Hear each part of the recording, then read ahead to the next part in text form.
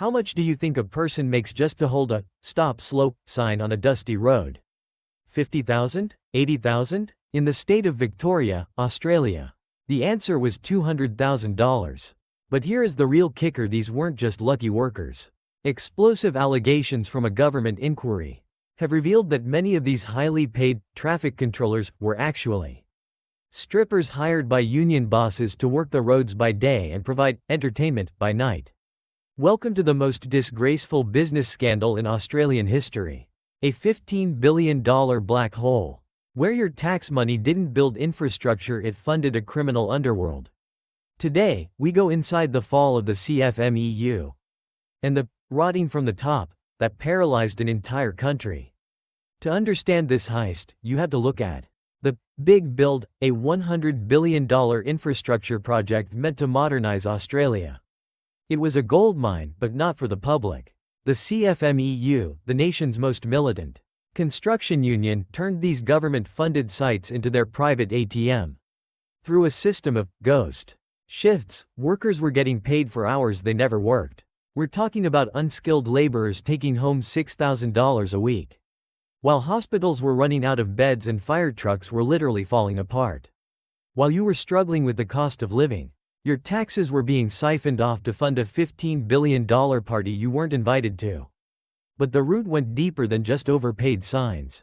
Under the leadership of figures like John Setka, the union didn't just represent workers, it partnered with gangsters.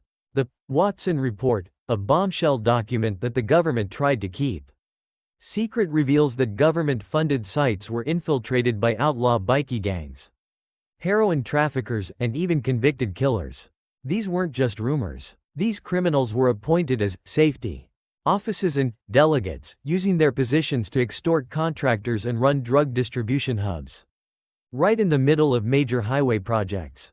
If a contractor didn't play ball, their site was shut down. Their business was crushed. This wasn't a union anymore, it was a crime syndicate wearing high-vis vests.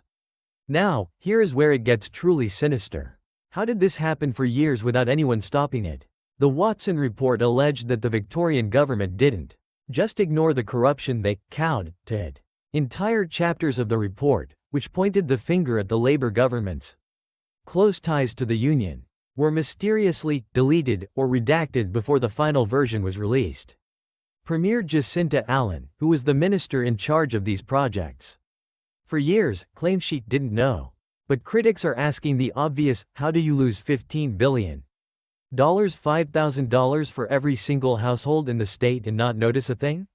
It was a circle of silence, fueled by political donations and factional power. Today, the CFMEU has been put into administration, and the rotten leadership has been purged. But the damage is done. The $15 billion is gone. The roads are still full of potholes, and the debt will take generations to pay back. Veteran journalist Neil Mitchell calls this the worst scandal in 50 years. Total collapse of integrity at the highest levels. This story isn't just about Australia, it's a warning to the world.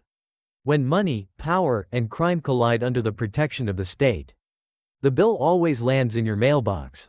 Today, your taxes were paid, but after watching this, do you know whose pocket they actually landed in?